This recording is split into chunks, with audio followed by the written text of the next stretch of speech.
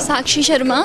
साक्षी जी अज आखते मैं महिला सशक्तिकरण वास्ते बड़ियां स्कीमां चला दियां गौरमेंट भी जी खास करिए कुड़ियां की आखते बेटी पढ़ाओ तो बेटी बचाओ का नारा भी है। बेटी पढ़ाओ बेटी बचाओ। शिक्षा तो बड़ा हर एक का अधिकार है। पहले तो खाली मुड़े ही पढ़ाते लोग तो कुड़ियां की खाली थोड़ी जी जमात पढ़ाइए पीले हत्थ करिए सुरखरू होंगे हैं। अज ही जी तब्दीली है बारे की आखना चाहते?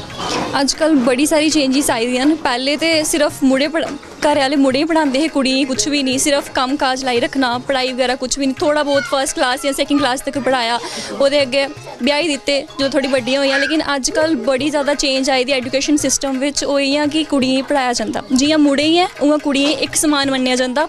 उच्च शिक्षा दोनों ही दी जाती। अगर मुड़े ही पढ़ा दे हायर एजुकेशन तो कुड़ियां भी हायर एजुकेशन अजकल दी जाती। एक चीज़ पहले आखते भी कुड़ियां की जो खाने पीने की चीज़ च भी त्रो होंदा।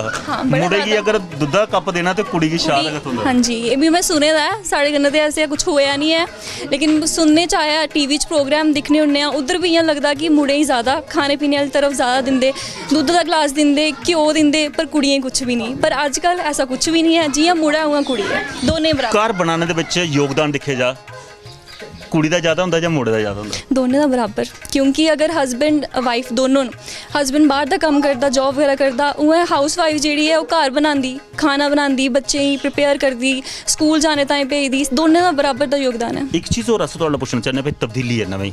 हाँ जी। अज सियासत च भी कुड़ियां जड़ियां अपने कदम रखा दियां। हाँ जी।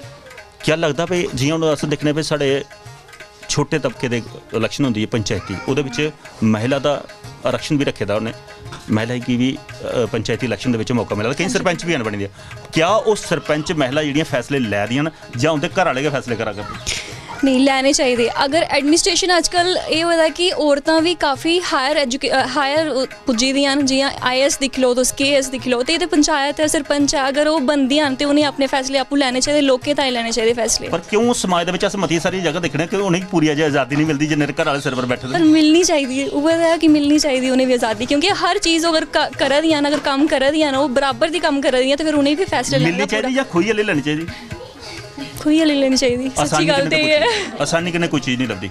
एक चीज़ और थोड़ा पुछना चाहते भाई तब्दीली जी गल चला दी है हुण अस मते बारी पुराने बजुर्गें भी पुछने नवीं पीढ़ी के मन च केह् ख्याल होंदे पे सानूं बोइए जिसलै अस अगला घर जाचै ओका पुत्र भी खोई लैचै जां उस मां दे बनी जाचै? नहीं उस मां दे बनी जाचै। जियां अस अपने घर रौह्ने, अपनी मम्मी पापा जो भी हैन उं'दे कन्नै अच्छी तरह से बिहेव करने आं, उ'आं सस्स सौह्रा भी उ'ऐ जेह् होंदे, मां प्यो दे समान होंदे अगर मन्नेआ जा।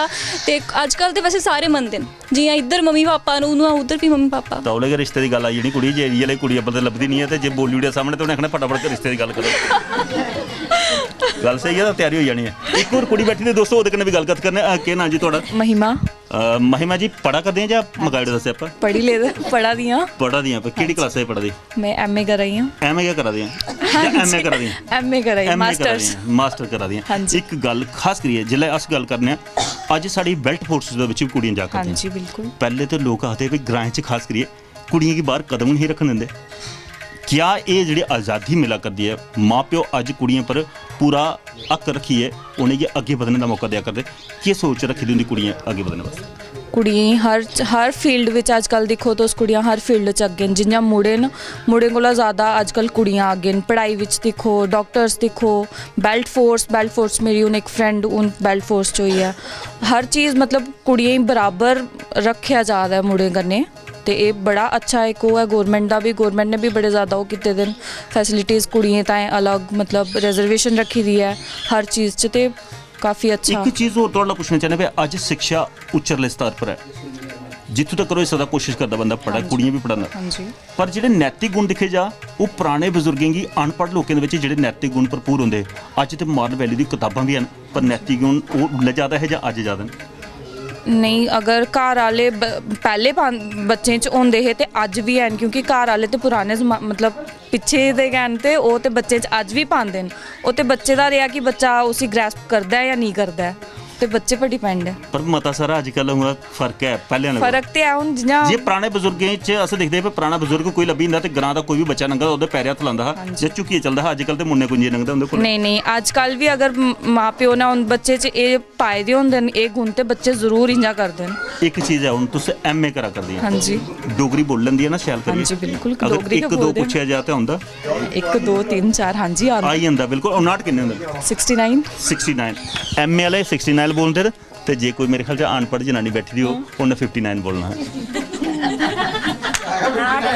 ਇੱਕ ਹੋਰ ਕੁੜੀ ਹੈ ਉਹਨੇ ਇੱਕ ਹੋਰ ਕੁੜੀ ਹੈ ਮੇਰੇ ਖਿਆਲ 'ਚ ਐਮਏ ਕੋਲ ਵੀ ਵੱਧ ਹੈ ਉਸੇ ਪਹਿਲੇ ਕੰਮਣੀ ਛੜੀ ਦੀ ਹੈ। ਦੋਸਤ ਇਹ ਪੜ੍ਹਾਈ ਤਾਂ ਠੀਕ ਹੈ ਪਰ ਭਰਪੂਰ ਪੜ੍ਹਾਈ ਦੇ ਕਰਨੇ ਇਹ ਵੀ ਚਾਹੀਦਾ। ਹੁਣ ਇੱਕ ਚੀਜ਼ ਹੈ ਤੁਹਾਨੂੰ ਇਹ ਚਲੋ ਇੱਕ ਦੋ ਦੇ ਵਿੱਚ ਮਾਰ ਖਾਈ ਜਿਹੜੀ ਅਗਰ ਅਸਾਂ ਆਪਣੀ ਸੰਸਕ੍ਰਿਤੀ ਦਾ ਉਹ ਪੁਰਾਣੇ ਗੀਤ ਹੀ ਨੱਚ ਗਾਣੇ ਵਾਲੇ ਜਿਹੜਾ ਜਾਗਰਨਾ ਹੁੰਦਾ ਘਰਾਂ 'ਚ ਕੋਈ ਵਾਲਾ ਨੱਚਣ ਵਾਲਾ ਗੀਤ ਵੀ ਸੁਣਾ ਗਿਆ ਨਾ। ਹਾਂਜੀ ਬਿਲਕੁਲ ਸੁਣਾ ਕੇ ਗਾਓ ਫਿਰ ਉਹ ਵੀ।